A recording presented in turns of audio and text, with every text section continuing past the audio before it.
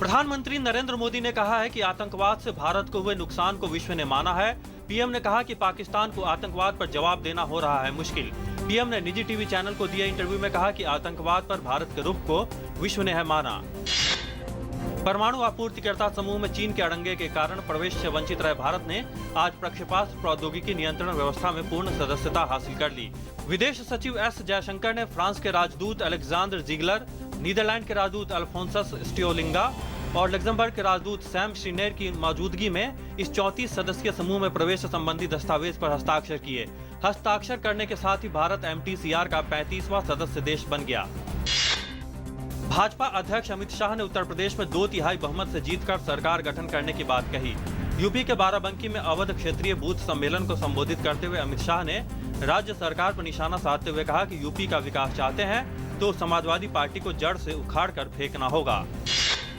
केंद्रीय गृह मंत्री राजनाथ सिंह ने कहा है कि माओवादी और उग्रवादी लोकतंत्र और विकास के विरोधी हैं। उन्होंने कहा कि ये गरीबों के जज्बात से खेलने का काम करते हैं। गृह मंत्री आज रांची में जगुआर के नवनिर्मित भवन के उद्घाटन समारोह को संबोधित कर रहे थे। उन्होंने कहा कि माओवाद और उग्रवाद के खात्मे के लिए पड़ोसी राज्यों के बीच तालमेल की जरूरत है। शहरी विकास मंत्री वेंकैया नायडू ने कहा कि सरकार के लिए गरीबी उन्मूलन शीर्ष प्राथमिकताओं में से एक है। नई दिल्ली में दीनदयाल अंत्योदय योजना पर एक दिवसीय सम्मेलन को संबोधित करते हुए नायडू ने कहा कि अब तक शहरी क्षेत्र में रहने वाले 5.5 लाख गरीबों को प्रशिक्षित किया जा चुका है, जिनमें से करीब 1 लाख लोगों को रोजगार मुहैया कराया गया है।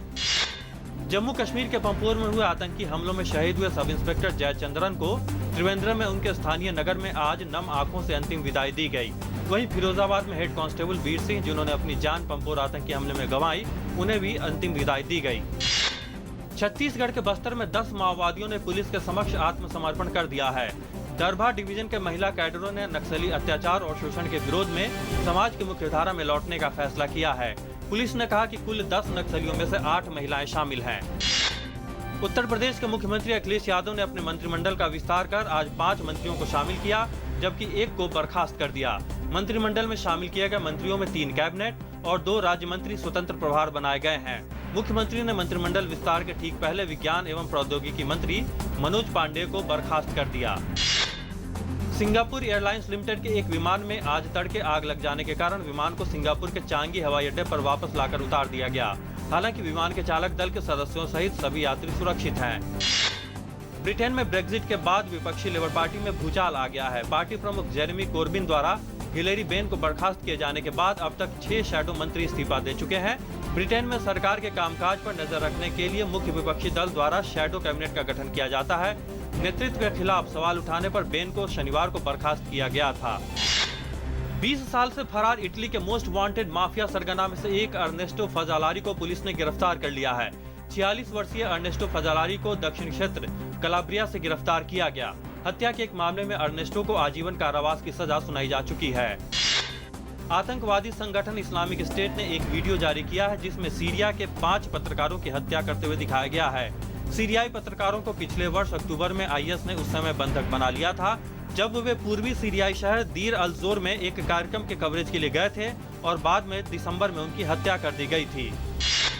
चिली ने लगातार दूसरी बार कोपा अमेरिका कप का खिताब जीत लिया है। फाइनल मुकाबले में चिली ने अर्जेंटीना को पेनाल्टी शूटआउट में 4-2 से हरा दिया।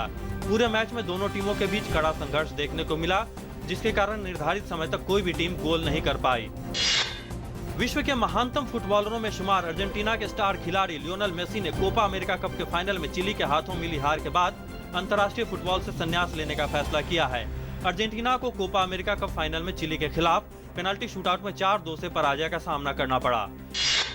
साल का तीसरा ग्रैंड स्लैम विंबलडन आज से शुरू होने जा रहा है। पुरुषों में पहली वरीयता प्राप्त सर्बिया के नोवाक जोकोविच, तो वहीं महिलाओं में पहली वरीयता प्राप्त अमेरिका की सेरेना विलियम्स को खिताब का प्रबल दावेदार माना जा रहा है।